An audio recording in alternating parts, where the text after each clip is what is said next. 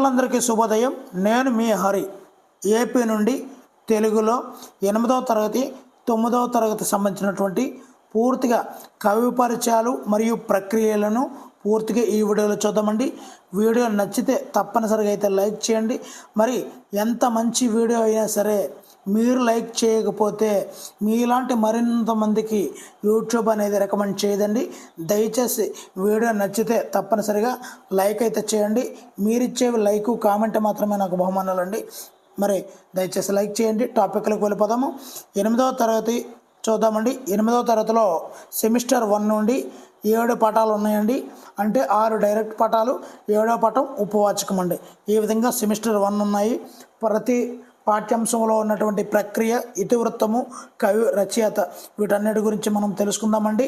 మరి ముందుగా మొదటి పాఠం పేరు ఆంధ్ర వైభవం అండి. ఇది ఒక సంసిద్ధతా పాఠం అండి. మరి ప్రక్రియ చూసుకున్నట్లయితే గేయం ప్రక్రియ అండి. ఇతివృత్తం రాష్ట్ర కీర్తిని తెలియచేయడమే ఇతివృత్తం కలదండి. మరి కవి రచయిత ఎవరు అంటే కొండేపూడి లక్ష్మీనారాయణ గారండి. మరి ప్రక్రియ గురించి చూద్దామండి. ఇక్కడ ప్రక్రియ ఆంధ్ర వైభవం ప్రక్రియ గేయం అండి. గానం ప్రధానం కాబట్టి గేయానికి ఏ భాషా సాహిత్యంలోనైనా గొప్ప స్థానం ఉంటుందండి. గేయం మాత్ర ఛందస్సుతో, గేయం అనేది ఏ ఛందస్సు అండి? మాత్ర ఛందస్సుతో లయబద్ధంగా పాడటానికి వీలుగా ఉంటుంది. ఇందులో శబ్ద సౌందర్యం ఉట్టిపడుతుంది అనేది ఇక్కడ మొదటి పాఠం ఆంధ్ర వైభవం ప్రక్రియ గేయం అండి. మరి రచయిత గురించి చూద్దామండి. ఇతివృత్తం రాష్ట్ర కీర్తి అని చెప్పడం జరిగింది. మరి కవి కొండేపూడి లక్ష్మీనారాయణ గారండి. మరి ఆధునిక కవులలో పేరు పొందినటువంటి శ్రీ కొండేపూడి లక్ష్మీనారాయణ గారు పశ్చిమ గోదావరి జిల్లా బొండాడ, కొండేపూడి బొండాడ గ్రామంలో జన్మించారండి. మరి ఇతని యొక్క రచనలు చూద్దాం. స్మృతులు, గేయాలు, కొండేపూడి వారి స్మృతులు, గేయాలు, పాడరా ఓ తెలుగు వాడ అనే గేయ సంపుటాలను రచించారండి. ఇవేంటండి? స్మృతులు, గేయాలు, పాడరా ఓ తెలుగు వాడ అనేవి గేయ సంపుటాలండి. మరి ఈ పాఠ్యాంశము అంటే ఆంధ్ర వైభవం అనే పాఠ్యం భాగం పాడరా ఓ తెలుగు వాడ అనే గేయ సంపుటి నుండి గ్రహించబడిందండి. మరి రెండవ పాఠము మాతృభూమి. మరి ప్రక్రియ చూసినట్లయితే కథానిక. ఇతివృత్తం దేశభక్తి, కుటుంబ విలువలను తెలియజేయడమే ఇతివృత్తంగా గల పాఠ్యాంశమే మాతృభూమి. కవి పవని నిర్మల ప్రభావతి. ఓకేనండి. మరి రెండవ పాఠం మాతృభూమి. మరి ఈ పాఠ్యాంశంలోని ప్రక్రియ చూద్దామండి. కథానిక అండి. కథానిక ఈనాడు మనము పర్యాయ పదాలుగా వాడుతున్నాం. ఈనాడు పర్యాయ పదాలుగా వేటిని వాడుతున్నాము అంటే కథానిక అనేది వ్యక్తి జీవితంలో ఒక ముఖ్య సన్నివేశాన్ని, సంఘటనల మధ్య సంబంధాన్ని కళాత్మకంగా చిత్రీకరించిందే కథానిక. క్లుప్తత దీని యొక్క లక్ష్యం. చెప్పదలుచుకున్నటువంటి విషయం పాఠకుల హృదయానికి హత్తుకునేలా చూస్తుందండి. చెప్పదలుచుకున్న విషయాన్ని పాఠకుల హృదయానికి హత్తుకునేలా చేస్తుంది. పాత్రలు, నేపథ్యం, కథనం, జీవిత వాస్తవికత చిత్రణ కథానిక ప్రక్రియలో ముఖ్యమైనటువంటి భాగాలండి. ఓకేనండి. మరి ఈ పాఠ్యాంశం యొక్క రచయిత పవని నిర్మల ప్రభావతి గారు. ఆవిడ గురించి కూడా చూద్దామండి. మరి పవని నిర్మల ప్రభావతి గారు ప్రకాశం జిల్లాలోని ఒంగోలులో జన్మించారండి. ఎక్కడండి? ఒంగోలులో జన్మించారు. ఈ పవని నిర్మల ప్రభావతి గారు వెంకట నరసింహారావు సరస్వతమ్మ వీరి యొక్క తల్లిదండ్రులండి.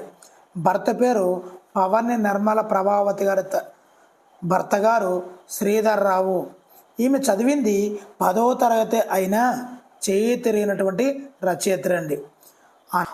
ఈమె మరి ఈ దేని గురించి పాటుపడిందంటే స్త్రీ యొక్క ఔన్నత్యాన్ని పెంపొందించడానికి ఎంతగానో పవన్ నిర్మల ప్రభావతి గారు రచనలు అయితే చేశారండి. మరి కథా సంపుటాలు చూద్దాము. ఒక షార్ట్ కట్ కోడ్తో చూద్దామండి. మరి ఈమె స్త్రీల గురించి పాటుపడ్డారు కదా. స్త్రీని ఒక అనాథగా ఉన్నటువంటి ఒక స్త్రీని అనాథగా ఉన్నటువంటి స్త్రీని చూసి ఈ నాగరికత నవ్వుతూ ఉంటే ఆమె అంటే ఇక్కడ స్త్రీ, ఆ స్త్రీ యొక్క మనసులో ఎదలో ముళ్ళు గుచ్చుకుంది అనుకుంటూ 7 సుప్రసిద్ధమైనటువంటి 7 కథా సంపుటాలు అయితే రచించడం జరిగిందండి. అదేవిధంగా నవలలు కూడా రాశారండి. ఎన్ని నవలు? 17 నవలలు అండి. అందులో ఉదయకిరణాలు, ఆ స్త్రీకి ఎప్పుడైనా ఉదయకిరణాలు అంటే మన రాలిన పూలను ఉద్దేశించి, ఈ యొక్క శాపగ్రస్తురాలైనటువంటి స్త్రీలను ఉద్దేశించి ఈమె అనేక రాయడం జరిగిందండి. ఇవన్నీ కూడా షార్ట్కట్గా ఉపయోగపడతాయని చెప్తున్నాను అంతే తప్ప మరేమీ కాదు. మరి 17 నవలలు అండి. ఆ నవలల పేర్లు మరొకసారి చూద్దాము. ఉదయకిరణాలు, శాపగ్రస్తురాలు, రాలిన పూలండి. ఓకేనండి. మరి ఈ పాఠ్యాంశము అంటే మాతృభూమి అనే పాఠ్యాంశము కథా నిలయం నుండి గ్రహించబడిందండి. మరి నెక్స్ట్ పాఠం పేరు శతక సౌరభం అండి. శతకం ప్రక్రియగా కలది, నైతిక విలువలు ఇతివృత్తంగా కలది, శతక కవులు ఇందులో ఉంటారండి. మరి మూడో పాఠం పేరు శతక సౌరభం. శతకం అంటే ఏమిటి అంటే 100 పద్యాల రచనని మనము శతకం అంటారు. సాధారణంగా శతకంలో 100 నుండి 108 ఎన్నండి 108 గుర్తుంచుకోండి, చాలా ఇంపార్టెంట్. 100 నుండి 108 పద్యాలు ఉంటాయండి. శతకంలోని పద్యాలను మనము ముక్తకాలు అంటారు. అంటే ఏ పద్యానికి ఆ పద్యమే స్వతంత్ర భావాన్ని కలిగి ఉంటుందండి. శతకములో ప్రతి పద్యానికి చివరన ఒక పదం మొదలుకొని 2 పాదాల వరకు మొకటంగా ఉంటుందండి. అంటే విశ్వదాభిరామ వినిరవేమ సుమతి గువ్వల చెన్న ఈ విధమైనటువంటి మొకటాలు ఉంటాయండి. ఓకేనండి. మరి కవి పరిచయం చూద్దామండి. కవులండి గరికపాటి మల్లవదాని గరికపాటి వారి ఎప్పుడూ కూడా విద్యార్థి లాంటి చమత్కారాలే వేస్తుంటారు. గరికపాటి ఉన్నారు కదండి, మరి గరికపాటి ప్రవచనాలు మనం వింటూ ఉంటాం. ఆయన విద్యార్థి, ఇంకా నవయువకుడే అటువంటి డైలాగులు వేయలేడు, అలాంటి విద్యార్థి లాంటి డైలాగులు వేస్తుంటాడు. కాబట్టి విద్యార్థి శతకాన్ని రచించడం అయితే జరిగిందండి. మారద వెంకయ్య భాస్కర శతకాన్ని రచించడం జరిగింది. ఓకేనండి. మరి భాస్కర శతకం మారద వెంకయ్య గారు 17వ శతాబ్దానికి చెందిన కవి. గరికపాటి వారు 19వ శతాబ్దానికి చెందిన కవి. పక్కి అప్పల నరసయ్య కుమారి శతకాలు. పక్కి మొన్న రీసెంట్గా 7వ తరగతిలో కూడా వచ్చిందండి, అప్పుడే చెప్పాను. పక్కి అప్పల నరసయ్య గారికి 2 కొడుకు కూతురు ఉన్నారు. కుమారుడు కుమార్తె ఉందండి. అంటే కుమారి శతకము, కుమార శతకము ఈ 2 ఉన్నాయండి. పెరుమల్ల మునెప్ప విద్యా శతకము. ఇక్కడ కన్ఫ్యూజ్ పడొద్దండి. పెరుమల్ల అంటే విద్య, గరికపాటి విద్యార్థి. అందుకే గరికపాటి వారి విద్యార్థి వలె ఎప్పటికప్పుడు నేర్చుకుంటూ అతను చలోక్తులు వేసే హాస్యస్ఫోరణం అంతా కూడా చాలా కొత్తదనంగా విద్యార్థి వలె నేర్చుకుంటూ వేస్తున్నాడా అన్నట్లుంటుంది. అదే విద్యా శతకం అనేది పెరుమల్ల మునెప్ప గారండి. మరి కంచర్ల గోపన్న దాశరథి కరుణాపయోనిధి దాశరథి శతకం అండి. ఈయన 17వ శతాబ్దానికి చెందిన కవి. మాచిరాజు శివరామరాజు మనుల మాట అండి. మాచిరాజు మనుల మాట 20వ శతాబ్ద కవి అండి. నెక్స్ట్ బమ్మెర పోతన నారాయణ శతకం అండి. ఈయన 15వ శతాబ్దానికి చెందిన కవి. గుండ్లపల్లి నరసమ్మ వరదరాజ శతకం అండి. వరదరాజ నరసమ్మ 20వ శతాబ్దం అండి. కొండూరు వీరరాఘవాచార్యులు ఎవరండి? కొండూరు వీరరాఘవాచార్యులు మిత్ర సాహసి శతకం అండి. వీళ్ళందరూ కూడా 20వ శతాబ్దానికి చెందిన కవి. ఓకేనండి. నెక్స్ట్ పాఠం నా యాత్ర అండి. ఏ యాత్ర అండి? నా యాత్ర. యాత్రా రచన ప్రక్రియగా కలిగినటువంటి పాఠమే నా యాత్ర. జాతీయ సమైక్యతను, దర్శనీయ స్థలాలను తెలియచేయడమే ఇతివృత్తంగా ఉన్నటువంటి పాఠ్యాంశమే నా యాత్ర. ఇందులో బులుసు వెంకటరమణయ్య గారు రచయితగా ఉన్నారండి. బులుసు వెంకటరమణయ్య గారు. ఇప్పుడు యాత్రా రచన, ఇప్పుడు నా యాత్ర ప్రక్రియ చూస్తున్నట్లయితే యాత్రా రచన కదండి, చూద్దామండి ప్రక్రియ కూడా. యాత్రకు సంబంధించినటువంటి రచననే యాత్రా రచన అంటారు. ప్రముఖ వ్యక్తులు స్వదేశంలో కానీ విదేశంలో కానీ విశిష్టత కలిగినటువంటి ప్రదేశాలను దర్శించినప్పుడు ఆ విశేషాలను పొందిన అనుభూతిని అనుభవాలను వివరిస్తూ వర్ణనాత్మకంగా చేసే రచనే యాత్రా రచన. ఈ యాత్రలో విజ్ఞాన యాత్రలు, విహారయాత్రలు, ఆధ్యాత్మిక యాత్రలు అని పలు రకాలుగా ఉంటుంటాయండి. మరి ఇప్పుడు కవి పరిచయం బొలుసు వెంకటరమణయ్య గారి గురించి చూద్దామండి. ఈయన వెంకటరమణయ్య గారు విజయనగరం జిల్లాలో రామతీర్థంలో జన్మించారండి. మీరు ఎప్పుడైనా రామనారాయణ చూసారండి? రామతీర్థంలో జన్మించారు. మరి ఈ వెంకటరమణయ్య గారు రావ్ అన్న కలం పేరుతో అప్పటి ముచ్చటలు, ఏ పేరండి? ఏ కలం పేరు? రావ్ అన్న కలం పేరుతో అప్పటి ముచ్చటలు, గజపతి రాజుల సాహిత్య పోషణ, గజపతుల నాటి గాథలు, దీప కలికలు, 16 రాత్రులు. మరి ఈ బొలుసు వెంకటరమణయ్య గారి కథా సంకలనం పేరు 16 రాత్రులండి. ఎన్ని రాత్రులు? 3 రాత్రులు, 5 రాత్రులు, 10 రాత్రులు కాదండి, 16 రాత్రులండి.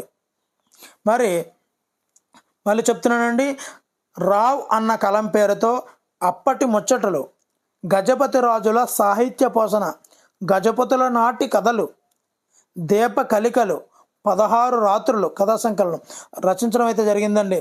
చెన్నైసూరి బాల వ్యాకరణానికి టీకా రాశారు. చెన్నైసూరి బాల వ్యాకరణానికి టీకా రాసిన వారు ఎవరు? బొలుసు వెంకటరమణయ్య గారు. అదేవిధంగా నా ఉత్తర దేశ యాత్ర అనే పేరుతో యాత్రా రచన 1958లో, అంటే స్వాతంత్రం వచ్చిన 11 సంవత్సరాలకి రాయడం జరిగిందండి. నా ఉత్తర దేశ యాత్ర అనే పేరుతో యాత్రా రచన అయితే చేశారండి. వీరు 2 సార్లు ఆంధ్ర సాహిత్య అకాడమీ పురస్కారం అయితే పొందారండి. మరి ప్రస్తుతం పాఠం నా ఉత్తర భారతదేశ యాత్ర, దాని నుండి తీసుకున్న పాఠమే నా యాత్ర. మరి నెక్స్ట్ పాఠం పేరు సందేశం. ఇది ఒక ఖండకావ్యం ప్రక్రియ కలదండి. సందేశము అనేది ఖండకావ్యము. ఇక్కడ కష్టజీవుల శ్రమను తెలియజేయడమే ఇతివృత్తంగా ఉన్నటువంటి పాఠ్యాంశమే సందేశము. గుర్రం జాషువా కవి అండి, గుర్రం జాషువా కవి. మరి ఖండకావ్యం గురించి చూద్దామండి. మహాకావ్యముల నుండి రసాత్మకమైనటువంటి ఘట్టములను లేదా ఒకే కథా వస్తువు కలిగినటువంటి ఘట్టములను విడిగా గ్రహించి రచించినటువంటి కావ్యాన్ని ఖండకావ్యము అంటారు. దీనిలో కవి భావం చిక్కగా ఉంటుంది. వ్యర్థ పదాలకు, వర్ణనలకు అవకాశం ఉండదు. ఇక్కడ వాడు క్వశ్చన్ ఏ విధంగా అడుగుతాడంటే, వ్యర్థ పదాలకు, వర్ణనలకు అవకాశం ఉండనటువంటి కావ్యం ఏమిటి అని అడుగుతాడండి. వచన కవిత, ఖండకావ్యమా, ఈ విధంగా అడుగుతుంటాడు. అప్పుడు మనము ఖచ్చితంగా ఖండకావ్యం గురించి తెలిసిన వాళ్ళైతే వెంటనే ఆన్సర్ అయితే పెట్టేస్తారండి. అంటే ఇక్కడ వ్యర్థ పదాలకు, వర్ణనలకు అవకాశం ఉండదు అనేది ఖండకావ్యము. ఇక్కడ ఆత్మశ్రయ రీతి, వస్తు భావ శైలి, కవితా రచనలలో నవ్యత అనేది ఈ ఖండకావ్యాలలో ఉంటుందండి. మరి రచయిత చూద్దామండి. మరి గుర్రం జాషువా గురించి. గుర్రం జాషువా వీరయ్య లింగమ్మ దంపతులకు పుట్టిన బిడ్డే గుర్రం జాషువా. ఈయన గుంటూరు జిల్లాలో వినుకొండలో జన్మించారు. జాషువా వినుకొండ. ఈయన సుప్రసిద్ధమైనటువంటి రచన ఉందండి. అది గబ్బిలం, పెరదౌసి, ముంతాజ్ మహల్, కాందిశీకుడు, బాపూజీ, నేతాజీ, నాగార్జున సాగర్, ముసాఫర్లు, ఇవన్నీ కూడా చాలా చాలా చాలా ఇంపార్టెంట్ అండి.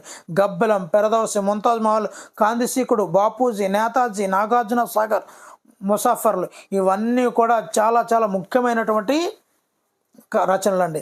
అదేవిధంగా ఈయనకు కవి కోకిల ఎలా పాడుతుందండి? మరి అద్భుతమైనటువంటి మధురగానాన్ని కలిగి ఉండేది కోకిల. మరి కవిలో కోకిల ఎవరండి? ఈ యొక్క గుర్రం జాషువా గారండి.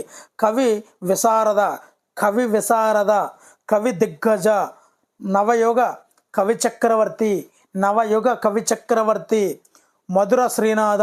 మధురమైనటువంటి శ్రీనాథుడు ఈ యొక్క గుర్రం జాషువా. విశ్వకవి సామ్రాట్ అనే బిరుదులైతే ఉన్నాయండి. మరి సత్య హరిశ్చంద్ర నాటకములో ఈయన రాసినటువంటి పద్యాలు వినని తెలుగువారు ఉండరు అంటే అతిశయోక్తి కాదు. మరి ఈ పాఠ్యాంశము సందేశము అనే పాఠ్యాంశము గబ్బెలం నుండి సేకరించబడింది. నెక్స్ట్ పాఠం అండి పయనం అండి. మరి ఈ పాఠ్యాంశం అనేది మాండలిక కథ ప్రక్రియగా కలదండి. మరి సామాజిక స్పృహ ఇతివృత్తంగా కల పాఠ్యాంశమే పయనము. సింగమనేని నారాయణ గారు రచయిత అండి. మరి చూసేద్దామండి సింగమనేని నారాయణ గారి గురించి. మరి ఈయన అనంతపురం జిల్లాలో నారాయణ గారు అనంతపురం జిల్లాలో బండమీదపల్లె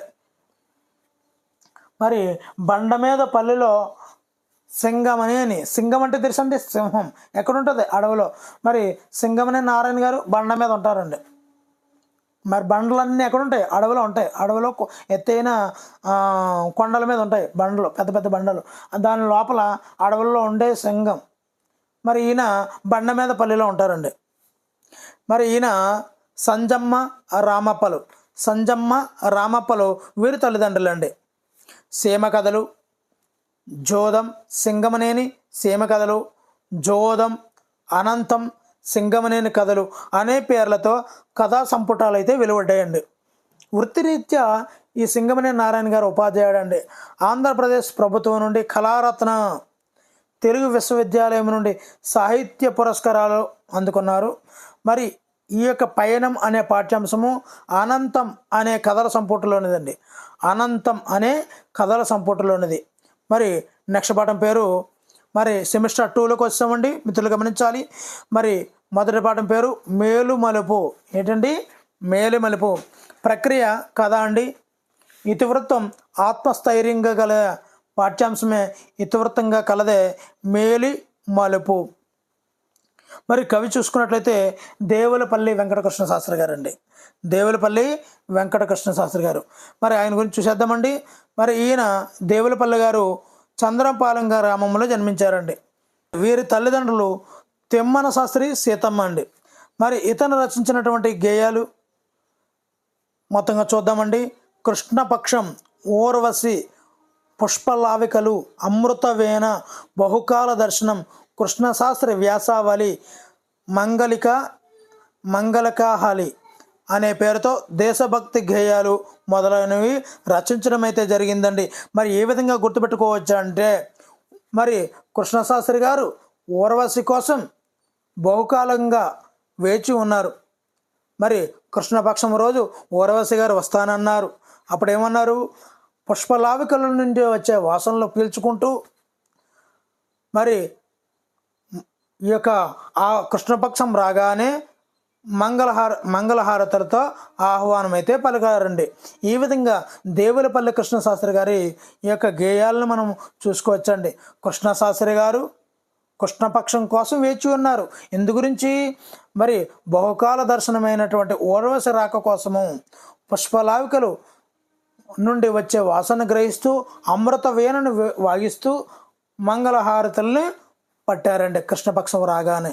ఈ విధంగా మనము దేవులపల్లి వెంకటకృష్ణ శాస్త్రి వారి గేయాలను మనము గుర్తుపెట్టుకోవచ్చండి. వీరికి ఆంధ్ర విశ్వవిద్యాలయం కళా ప్రపూర్ణ బిరుదును, భారత ప్రభుత్వం పద్మభూషణ్ కేంద్ర సాహిత్య పురస్కారంతో సత్కరించింది. ఈ మేలుమడుపు అనే పాఠ్యాంశము పుష్పలావికలు అనే దాని నుండి గ్రహించబడిందండి. మరి నెక్స్ట్ పాఠము చిరమాలిన్యం. ఏదండి? చిరమాలిన్యం. వచన కవిత ప్రక్రియగా కలది. మానవ విలువలను తెలియజేయడమే ఇతివృత్తంగా గల పాఠ్యాంశమే చిరమాలిన్యము. షేక్ ఖాజా హుస్సేన్ గారు రచయిత అండి. ఇప్పుడు వచన కవిత అయితే చూద్దామండి. తెలుగు సాహిత్యంలో పద్యం తర్వాత వచన కవిత ప్రక్రియ అనేది ప్రసిద్ధి అయితే పొందిందండి. సామాజిక చైతన్యం కలిగించే వస్తువు వచన కవిత్వంలో ఉంటుంది. ఛందో నియమాలు లేకున్నా అంత్యప్రాసలు వచన కవితకు అలంకారాలు. అంత్యప్రాసలు అనేవి వచన కవితకు అలంకారాలు. వచన కవితకు అలంకారాలు ఏమిటి అని అడుగుతాడు. అంటే సందుల, సమాసాల, విభక్తుల, లేదంటే అంత్యప్రాసాలు అని అడుగుతాడు. అప్పుడు మనం కన్ఫ్యూజ్ పడకుండా అంత్యప్రాసాలను పెట్టుకోవాలి. అల్పాక్షరాలలో అనల్పార్థాన్ని ఇచ్చే విధంగా రచన చేయడానికి వచన కవిత అనేది చాలా అనువైనదండి. మరి నెక్స్ట్ చిరమాలిన్యం యొక్క రచయిత షేక్ ఖాజా హుస్సేన్. ఇతనికి దేవి ప్రియ అనే ముద్దు పేరు అయితే ఉందండి. దేవి ప్రియ అనే ముద్దు పేరు కూడా ఉంది. ఎవరికండి? షేక్ ఖాజా హుస్సేన్. దేవి ప్రియగా పేరు పొందినటువంటి షేక్ ఖాజా హుస్సేన్ గుంటూరు జిల్లాలో జన్మించారు. ఎక్కడండి? గుంటూరు జిల్లాలో. మరి వీరి తల్లిదండ్రులు షేక్ హుస్సేన్ సాహెబ్, షేక్ ఇమాంబి. కవి, రచయిత, పాత్రికేయులుగా ప్రసిద్ధులండి. వీరి రచనలో ఎవరు? షేక్ ఖాజా హుస్సేన్ గారి రచనలో అమ్మ చెట్టు, సమాజానంద స్వామి, గరీబ్ గీతాలు, నీటి పొట్ట, తుఫాను, తుమ్మెద, అరణ్య పురాణం ఇవన్నీ కూడా చాలా చాలా ఇంపార్టెంట్ అండి. అమ్మ చెట్టు, సమాజానంద స్వామి, గరీబ్ గేదాలు, నీటి పుట్ట, తుఫాను, తుమ్మెద, అరణ్య పురాణం మొదలైనవండి. మరి 2017లో కేంద్ర సాహిత్య అకాడమీ పురస్కారంతో పాటు తెలుగు విశ్వవిద్యాలయం వారి సాహితీ పురస్కారం పొందారు.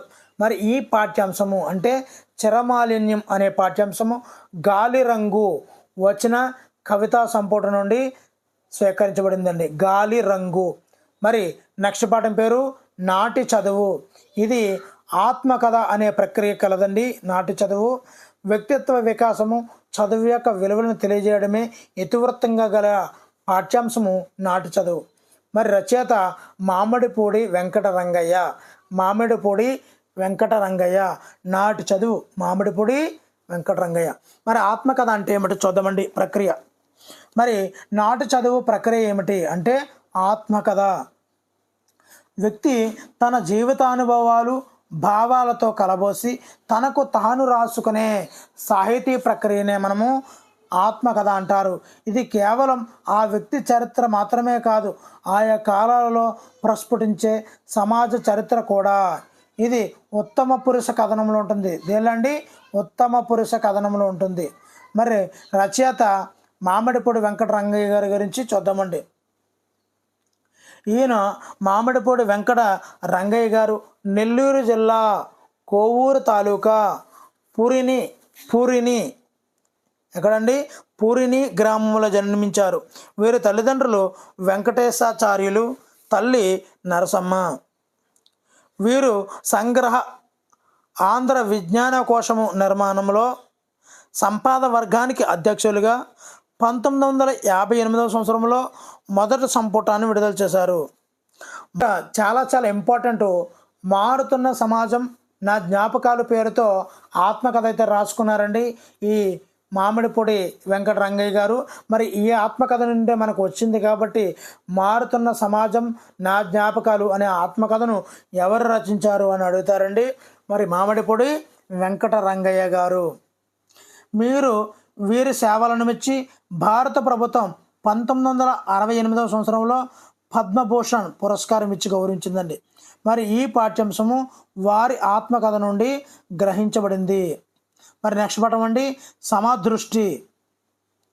సమదృష్టి గజల్ ప్రక్రియగా ఉందండి. మరి సమానత్వాన్ని తెలియజేయడమే ఈ పాఠ్యాంశం. సమదృష్టి యొక్క ఇతివృత్తం అండి. రచయిత పైడి తెరేష్ బాబు. మరి ఈయన గురించి చూద్దామండి. కవిగా, గాయకునిగా, సాహితీవేత్తగా పైడి తెరేష్ బాబు ప్రసిద్ధులు. వీరు పైడి తెరేష్ బాబు ప్రకాశం జిల్లాలో ఒంగోలు పట్టణంలో జన్మించారు. వీరి తల్లిదండ్రులు సుబ్బమ్మ, శాంతయ్యలు. అల్పపీడనం, హిందూ మహాసముద్రం వంటి రచనలు అయితే చేశారండి. ఆకాశవాణిలో వ్యాఖ్యాతగా ఎవరండి? ఆకాశవాణిలో వ్యాఖ్యాతగా చేసింది ఎవరండి? పైడి తెరేష్ బాబు గారండి. మరి ఈ ప్రస్తుత పాఠ్యాంశము అల్పపీడనమును గజల్ సంపుటి నుండి స్వీకరించబడింది. మరి నెక్స్ట్ పాఠం అండి భువన విజయం. ఎవరి విజయం అండి? భువన విజయం. ఈ పాఠ్యాంశం యొక్క ప్రక్రియ సాహితీ రూపకం. భాషాభివృద్ధి ఇతివృత్తంగా కలిగినటువంటి పాఠ్యాంశమే భువన విజయం. మరి రచయితలు వేటూరి ప్రభాకర శాస్త్రి, డాక్టర్ సివి సుబ్బన్న గారండి, ఇద్దరు ఉన్నారండి. మరి మరి ప్రక్రియ సాహితీ రూపకం అంటే ఏంటో చూద్దామండి. తెలుగు సాహితీ ప్రక్రియల్లో రూపకం ఒకటి. దీనిలో నటులు ఆయా పాత్రలు ధరిస్తారు. అంటే నటులు ఆయా పాత్రల గుణరూపాలను ఆరోపించుకొని అభినయిస్తారు. మరి రచయితలండి, మరి వేటూరి ప్రభాకర శాస్త్రి గారు, సివి సుబ్బన్న గారు. మరి వేటూరి ప్రభాకర శాస్త్రి గారు కృష్ణా జిల్లాలో పెదకల్లేపల్లిలో ప్రభాకర శాస్త్రి గారు జన్మించారు. వీరి తల్లిదండ్రులు సుందర శాస్త్రి శేషమ్మ. మరి మద్దూరి రామావధాని వద్ద సంస్కృత గ్రంథాలు నేర్చుకున్నారు. శాస్త్రి గారు గొప్ప పరిశోధకులు, కవి, నాటకకర్త, దేశ చరిత్ర, భాషా సాహిత్యాలను పరిశోధించి అమూల్యమైనటువంటి వ్యాసాలు రచించారు. ప్రాచీన కవుల చాటువులను సేకరించి చాటు పద్య మణిమంజరిని కూర్చారు. చాలా చాలా ఇంపార్టెంట్ అండి. చాటు పద్య మణిమంజరిని కూర్చింది ఎవరు అంటే వేటూరి ప్రభాకర శాస్త్రి గారండి. నెక్స్ట్ సివి సుబ్బన్న అండి. ఈయన పూర్తి పేరు వెంకట సుబ్బన్న. కడప జిల్లా ప్రొద్దుటూరులో ఉన్నటువంటి చెన్నప్ప రంగమ్మలకు జన్మించాడండి. వీరు అనేక అవధానాలు చేసి శతావధానం ప్రబంధం త్రిపూటి అనే పేరుతో గొప్ప గ్రంథాన్ని ప్రకటించారు. సరస్వతీపుత్ర ఎవరండి? సివి సుబ్బన్న. సరస్వతీపుత్ర సివి సుబ్బన్న. అవధాని పితామహ బిరుదాంకితులు ఈ సివి సుబ్బన్న గారు. మరి నెక్స్ట్ పాఠం పేరు ఆతిథ్యం. ఇతిహాసం ప్రక్రియగా గల పాఠ్యాంశమే ఆతిథ్యము. మరి అతిథి గౌరవం ఇతివృత్తంగా కలిగినటువంటి పాఠ్యాంశమే ఆతిథ్యం. తిక్కన సోమయాజి గారు రచయిత అండి. మరి ఇతిహాసం అంటే పూర్వం ఎట్లు జరిగింది అని చెప్పబడుతుందండి ఇతిహాసంలో. దీనిలో ఇతివృత్తం గతంలో జరిగినదై ఉంటుంది. ఇవి తొల్లేటి కథలు శ్రీమద్ రామాయణం, మహాభారతాలు అనేవి ఇతిహాసాలు. ఓకేనండి. మరి కవి పరిచయం చూద్దామండి. తిక్కన సోమయాజి గారు. మరి కవిత్రయంలో తిక్కన సోమయాజి రెండవ వారండి. ఇంటి పేరు కొట్టరువు. మరి తల్లిదండ్రులు అన్నమ్మ కొమ్మనలు. మరి తిక్కన నెల్లూరుని పాలించినటువంటి మనుమసిద్ధి ఆస్థానంలో మంత్రిగా ఉండేవారండి. నిర్వచనోత్తర రామాయణము, ఆంధ్ర మహాభారతాన్ని రచించారు. విరాట పర్వం నుండి స్వర్గారోహణ పర్వం వరకు 15 పర్వాలను రచించారు. ఈయన శైలి నాటకీయము. ఈయన బిరుదులు ఉభయ కవిమిత్రుడు, కవిబ్రహ్మ అనే బిరుదులను అయితే కలిగి ఉన్నారండి. మరి మహాభారతంలోని శాంతి పర్వంలోని తృతీయ శ్వాసము నుండి తీసుకోబడిందే ఈ యొక్క ఆతిథ్యం అనే పాఠ్యాంశం అండి.